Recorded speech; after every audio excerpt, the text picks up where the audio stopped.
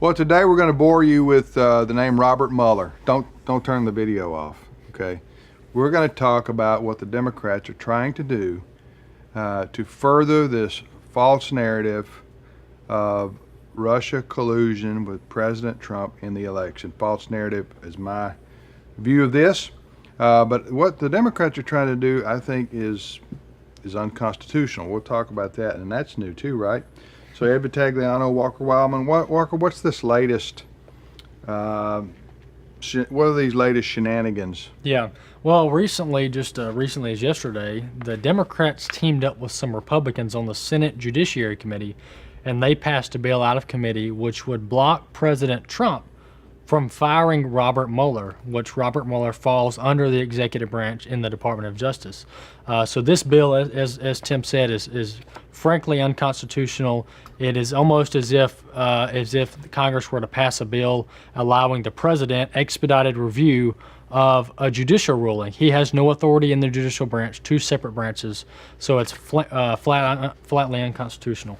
Well, so what they're saying is, okay, the executive branch of the government, this is why they're worried about him firing Mueller. Yes. The Democrats and some Republicans, is because they know he can. Yes, he has the legal authority to do so. Right. And what the Republicans and Democrats are trying to do here is some Republicans. They're trying to, the majority of the Republicans on the Judiciary Committee are allowing would allow 3 judges to decide whether President Trump can fire Mueller or not. So we know how judges usually rule when it comes to Trump. Ed, we already have remedies for a rogue president that is unlawful, and they're trying to, the Democrats and some of these Republicans are trying to change the Constitution without properly changing the Constitution. Yeah, in other words, ignoring the Constitution. Mm-hmm. Yeah. I think we talked about this earlier. In fact, it was Walker's idea. The president ought to tell these members of the Senate Judiciary Committee, I don't know whether or not I would fire Mueller, but if you pass this, right, I will fire him because you can't touch me.